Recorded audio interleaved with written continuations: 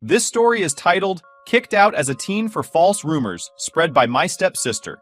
Years later, they see my success and demand money. Hey guys, I'm Liam. I'm 20 now, but this story starts when I was just a kid, about 10 years old. Back then, life was simple. It was just me and my dad.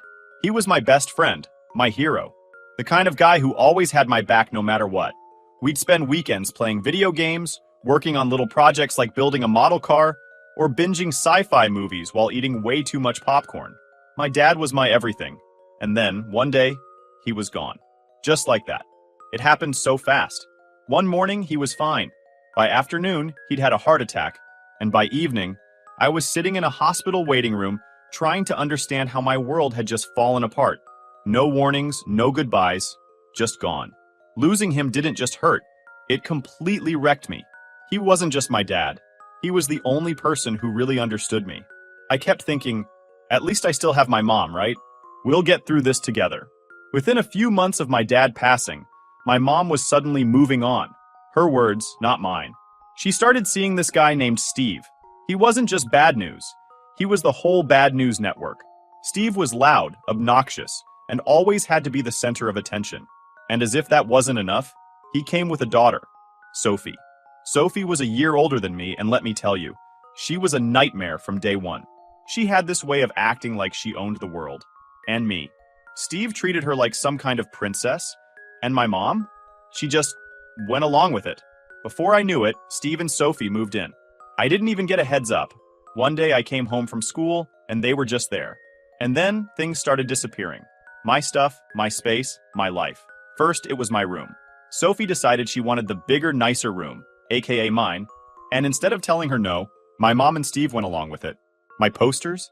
Gone. My books and Lego sets? Shoved in the garage. My bed? Replaced with this ugly, frilly nightmare Sophie picked out. I got moved into the tiny guest room like I didn't even matter. It didn't stop there. Every little thing I had, Sophie wanted. My bike? Gone. My gaming console? Stolen. If I tried to say no, Steve would go on about how Sophie deserves it more because she's older or more responsible. Yeah, sure, Steve. Responsible kids totally need 2 bikes and my limited edition games. But it wasn't just about the stuff. Steve made it his mission to make my life hell. He criticized everything I did, from how I loaded the dishwasher to how I did my homework. If I forgot to take the trash out one time, he'd act like I'd burned the house down. And the worst part? He constantly compared me to Sophie. Sophie's so much smarter. Sophie's so much more respectful.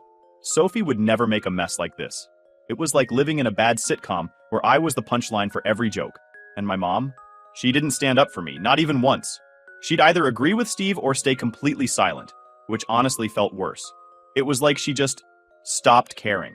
I kept telling myself things would get better, that maybe this was just an adjustment period. But as the months dragged on, it became painfully clear. This wasn't temporary. This was my new reality. By the time I turned 12, I'd learned how to survive, or at least how to stay under the radar. But Sophie thrived in her role as the golden child. Steve worshipped her, and my mom bent over backward to make her happy. Meanwhile, I was invisible, unless someone needed someone to blame. And trust me, Sophie was great at that. At first, it was small stuff. She'd spill a drink and blame me. She'd lose her homework, and somehow that was my fault too. My mom and Steve always believed her. I'd get grounded or yelled at for stuff I didn't even do.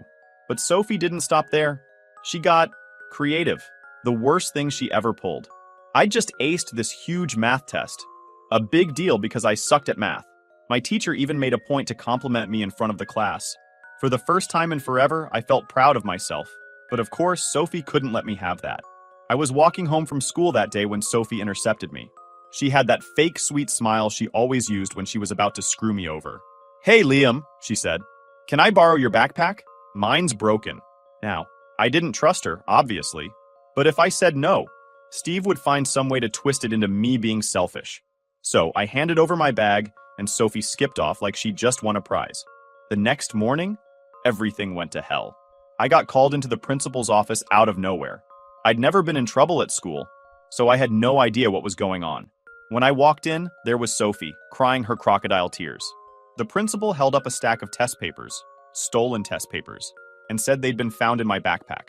My brain short-circuited. I tried to explain that I had no idea how they got there, but Sophie jumped in with this award-winning performance. I saw him sneaking them out of the teacher's desk, she cried. I told him it was wrong, but he wouldn't listen. It was all a lie, but nobody believed me. The principal just shook his head, and before I knew it, I was being expelled. Not suspended, expelled. My mom had to come pick me up, and the entire way home, Steve was losing his mind in the car. You're a disgrace, he shouted. How could you embarrass this family like that? I kept trying to defend myself, but Steve wasn't having it. My mom didn't say a word. When we got home, Steve told me to pack my things. You're not staying here, he said. I thought my mom would stop him. I thought she'd stand up for me, or at least ask for more time to figure things out, but she didn't. She just let it happen. That night, I left with nothing but a garbage bag full of clothes and a whole lot of resentment. My mom didn't say goodbye. She didn't try to stop Steve. She didn't even look at me as I walked out the door. But Steve didn't just kick me out over the test papers or even the usual lazy, disrespectful spiel. Oh no, he decided to dig up every single thing he could pin on me, no matter how ridiculous or unrelated. It was like he'd been holding onto a grudge list for years, just waiting for the right moment to unload it all at once. First, Steve accused me of ruining Sophie's birthday last year. What did I do? Did I set the cake on fire? Did I pop all her balloons? Nope. I showed up late because I had to work a shift at my part-time job. I even texted her to let her know I'd be late, but somehow that made me selfish and unsupportive. Never mind that I handed her a gift card worth half my paycheck because I couldn't afford anything fancy. According to Steve, I didn't make her feel special. So clearly, I was the worst brother in the world. Then he brought up the infamous Wi-Fi incident. A few months ago, Sophie and I had a small fight over the router because she wanted to stream some makeup tutorial while I needed to upload a school project. Apparently, me asking her to wait 10 minutes was proof that I didn't respect her passions. Steve even threw in, "You could have failed that project and it wouldn't have mattered as much as Sophie's dreams." Yeah, okay, Steve, because contouring tutorials are definitely more important than my grades. But the real was when he blamed me for the time our cat Mittens ran away. I didn't even know he was serious at first. I thought he was joking, but nope, dead serious. He claimed it was my fault because I left the window open. For the record, I wasn't even home that day. It was Sophie who opened the window to air out the smell of nail polish. But somehow, in Steve's mind, I was still responsible because, as the older sibling, you should have been watching her. The cat came back 2 days later, by the way, but Steve conveniently left that part out of his rant. Then, there was the time I got sick and stayed home from a family dinner. Apparently, me having the flu was ruining family bonding. Steve went on this tirade about how I didn't value traditions and always had an excuse to avoid the family. I was literally lying in bed with a fever of 102. But sure, Steve, I totally faked being sick to get out of eating overcooked turkey. And just when I thought it couldn't get worse, Steve hit me with the Christmas tree story. A couple of years ago, I accidentally knocked over the Christmas tree while reaching for an ornament. It was a total accident. I even helped clean it up right after, but Steve never let it go. He actually brought it up as if it was some major betrayal of trust. You've been careless for years, Liam. Remember when you ruined Christmas? Ruined Christmas. Because of a tree. I was 15. What was I supposed to do? Defy gravity? The most insane accusation, though? Steve said I was the reason their car got a flat tire last month. I wasn't even in the car when it happened. Sophie borrowed it to go to some party, but Steve insisted I must have done something to it, because I'd been the last one to take out the trash near the driveway. He genuinely thought I sabotaged the car out of spite. Like, yes, Steve, I'm clearly a master of tire destruction in my free time. By the end of it, I felt like I was in some twisted sitcom where every ridiculous misunderstanding got pinned on me. Steve basically painted me as the ultimate villain in the story of Sophie's perfect life. Meanwhile, Sophie just stood there with her fake tears and innocent, "I'm so hurt" act. She even added, "I don't know why Liam hates me so much." Like she wasn't the mastermind behind all of this. Steve's final words as I walked out the door, "Maybe being out on your own will teach you some responsibility." Yeah, Steve, because getting framed for stealing test papers, ruining birthdays, and scaring off cats clearly screams irresponsible. So here I am, sitting on my grandpa's couch with a garbage bag full of clothes, wondering how I became the family scapegoat for every weird, random thing that's ever happened. If you're wondering whether I've heard from them since I left, not a single text, call, or apology. But knowing Steve, he's probably still blaming me for stuff, like global warming or the traffic on his way to work. Living with my grandpa felt like stepping into a completely different world. For the first time in years, I didn't feel like I was walking on eggshells. He didn't yell, didn't criticize me for every little mistake, and most importantly, he didn't treat me like a burden. He gave me a safe place to just exist and figure out what the hell I wanted to do with my life. At first, I didn't know what to do with myself. I was angry all the time. At Steve, at Sophie, at my mom, and honestly, at the universe for taking my dad away. My grandpa must have noticed, but he didn't push me to talk about it. Instead, he handed me an old laptop one day and said, "Here, see if you can get this thing working again. It's been sitting in my closet forever." I didn't think much of it at first, but I sat down and started tinkering. It was slow going, but something about fixing that dusty old laptop felt satisfying. It gave me a sense of control I hadn't felt in years. When I finally got it running, I showed it to my grandpa, expecting him to just say, "Good job." Instead, he said, "You've got a knack for this. Maybe you could turn it into something more." That planted a seed in my brain. Around the same time, I started playing around with design software. My dad had introduced me to it when I was a kid. He was a mechanical engineer and used to show me how he created blueprints for projects. I downloaded a free trial of a 3D design program and started teaching myself the basics. Before long, I was hooked. By the time I hit high school, I had a solid routine. I'd go to school during the day, come home, and spend my evenings teaching myself how to code and design.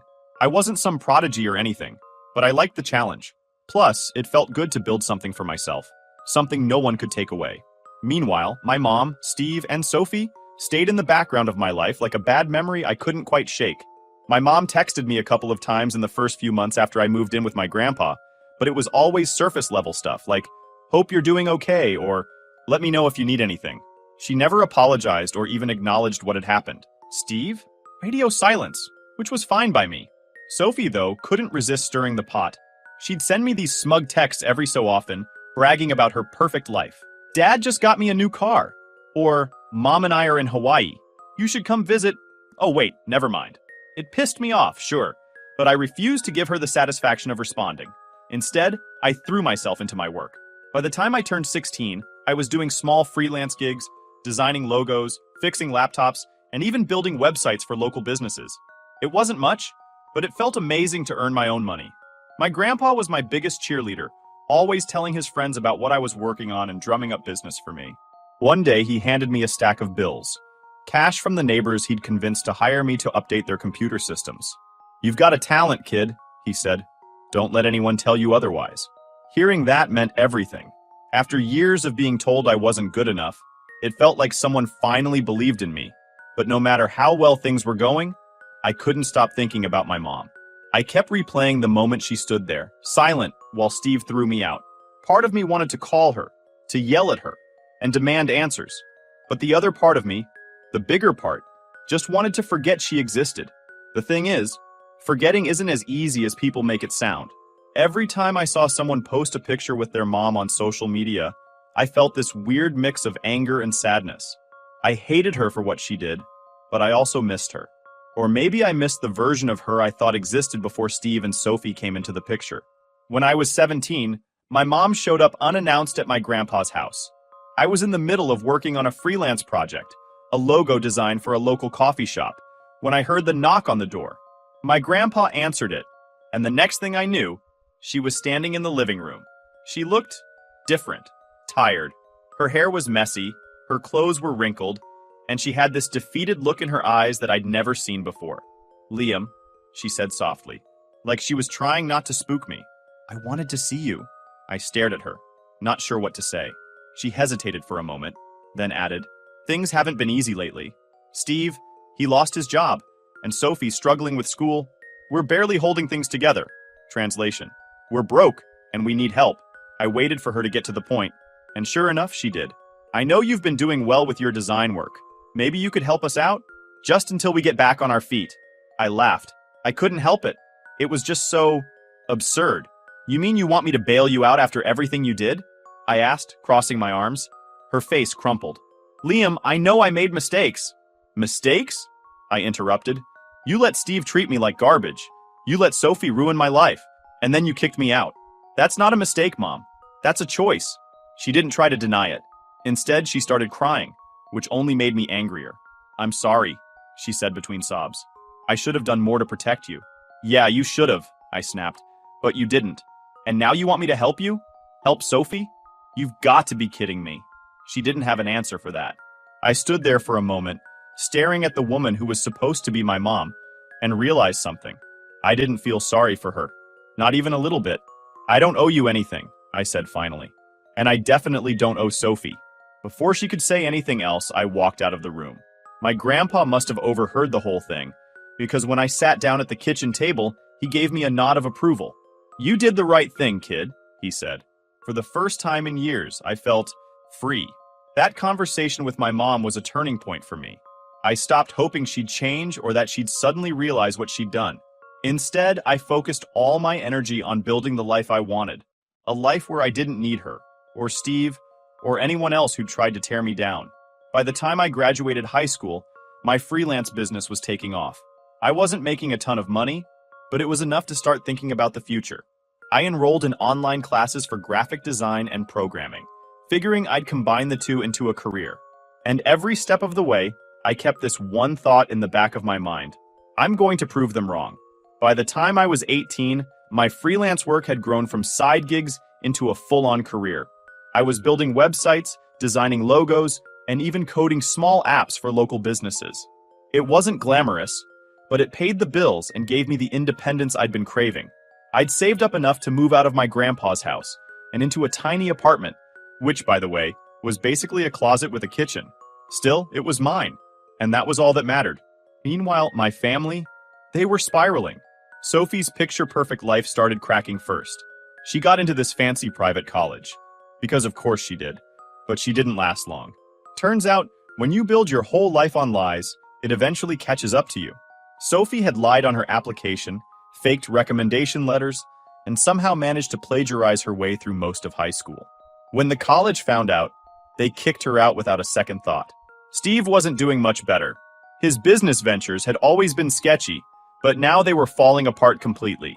He owed money to everyone: creditors, former clients, the government. I didn't know the details, but rumors were swirling that he'd been caught embezzling funds from one of his projects. And my mom? She was stuck in the middle of the mess, clinging to the sinking ship that was her marriage. I wasn't paying close attention to any of this. I'd unfollowed Sophie on social media ages ago, and my mom's occasional texts were easy to ignore. But one day my grandpa called me. "Did you hear about your mom?" he asked. "No," I said cautiously. "She lost the house. Bank took it." I didn't say anything. I wanted to feel something. Anger, sadness, satisfaction. But I felt nothing. "They're staying with friends for now," he added. "Steve's in some legal trouble." "Shocker," I muttered. My grandpa sighed. "Just thought you should know." I thanked him and hung up, then went back to work on a project I was coding for a client. But the conversation stuck with me. It wasn't like I wanted them to fail or anything. Okay, maybe I did a little. But hearing that they'd hit rock bottom didn't bring me the satisfaction I thought it would. Still, I couldn't help but think, they brought this on themselves. A few weeks later, I got a text from my mom. "Mom. Hi, Liam. Can we talk?" I stared at my phone for a solid 5 minutes before replying. Me. "What do you want?" She didn't answer right away, but when she finally did, it was exactly what I expected. "Mom, we're in a tough spot right now. Steve is gone, Sophie's struggling, and we really need help. You're doing so well with your career. I thought maybe you could lend us a hand." I couldn't believe the audacity. Me. "You want me to help the people who ruined my life? Seriously?" "Mom, I know we've made mistakes, but we're family. That has to count for something." "Family. Yeah, right." Me. "It counted for something when I was 10, and you let Steve and Sophie treat me like garbage. But now, not so much. Don't text me again." I blocked her number after that. It wasn't even about being petty. It was about protecting myself. But apparently my mom doesn't give up that easily. A few months later, I was at work, freelancing from my apartment, which basically meant coding in sweatpants while eating cereal, when I got served with legal papers. My mom was suing me. Yep, you read that right. She was claiming that I owed her financial support as her child. At first I laughed, like actually laughed out loud. The sheer absurdity of it was hilarious. But as I kept reading, the anger set in. This wasn't just a desperate attempt to guilt trip me. She'd actually hired a lawyer. Luckily, my grandpa came through for me again. He connected me with his own lawyer, a retired guy who took the case because, in his words, "This is the dumbest thing I've ever heard." When we got to court, my mom tried to play the victim. She sobbed about how hard her life had been, how Steve had manipulated her, how she'd always loved me but didn't know how to show it. The judge wasn't buying it. My lawyer presented evidence of all the years of neglect, including testimonies from teachers and neighbors who'd witnessed how I was treated. By the end of it, my mom was a blubbering mess, and the judge dismissed the case on the spot. As we left the courtroom, my mom hissed, "You'll regret this, Liam." I didn't even look back. All right, everyone, before we dive into the final update, I have a small request. We put a lot of effort into finding these incredible stories for you every single day, and your support means the world to us. If you enjoy our content, please consider subscribing to the channel. It really helps us grow and allows us to continue bringing you more amazing stories. Thank you. Now let's move to the last update. Update. Dot. Hey Reddit. So after the whole fiasco with my mom suing me, you'd think she and Sophie would just disappear from my life for good, right? Wrong. They're like weeds. You think you've pulled them out, but somehow they keep popping back up. A few months after the court case, things finally felt normal again. My freelance gigs were taking off. I'd built a solid reputation as a designer and programmer, and clients were recommending me left and right. I wasn't rich or anything, but I was paying my bills, saving up, and even upgrading my tiny apartment into a slightly less tiny apartment. Progress, right? Then one day I got a notification on Instagram. It was Sophie. She'd unblocked me. Curiosity got the better of me, so I clicked on her profile. Her feed was something else. You know those people who try way too hard to look successful? That was Sophie in a nutshell. There were pictures of her in rented sports cars, captions about grind culture, and a video where she literally said, "Don't let haters stop you from living your best life." Classic Sophie. But as I scrolled further, I noticed something weird. She'd posted pictures of artwork, really bad artwork, that she claimed was hers. What caught my attention was the captions. "These pieces are available for commission. DM me for rates." At first I thought, whatever, let her embarrass herself. But then I looked closer and realized something horrifying. She was copying my work. Not just copying either. She was straight up stealing my designs, tweaking them just enough to make them look different, and then passing them off as her own. One of the logos she claimed to have designed was a project I'd done for a local coffee shop just a few months earlier. I was livid. I sent her a DM. Me. "Take my designs off your page. Now." She replied within minutes. Sophie. "Loel, what are you talking about?" Me. "You know exactly what I'm talking about. Don't make me take this further." She blocked me immediately. Fine. If Sophie wanted to play dirty, so could I. I gathered all the proof I needed. Timestamps, client testimonials, emails, and drafts showing the original work was mine. Then I contacted Instagram's copyright team and filed a takedown request. Within a week, Sophie's account was flagged and all the stolen designs were removed. She was furious. I knew because not long after, she had her boyfriend, some wannabe influencer named Bryce, slide into my DMs. "Bryce, hey bro, I think you and Sophie just had a misunderstanding. No need to get legal about it." I left him on red, but then things escalated. One night, I came home to find a couple of cops waiting outside my apartment. Someone had anonymously reported me for selling counterfeit designs. The evidence they had? Poorly photoshopped versions of my own work, claiming it belonged to other artists. Thankfully, I'm not an idiot. I'd kept detailed records of every project I'd ever done, including timestamps and client contracts. It didn't take long to clear my name. Still, I wasn't about to let this slide. I hired a private investigator to dig into the fake report, and surprise, surprise, it was Bryce who filed it. He and Sophie had teamed up, thinking they could scare me into backing down. I pressed charges for defamation and filing a false report. Bryce panicked and threw Sophie under the bus, claiming it was all her idea. The texts between them told a different story, though. Long story short, they both got slapped with fines, and Sophie's reputation in our small community took a major hit. I thought that would be the end of it.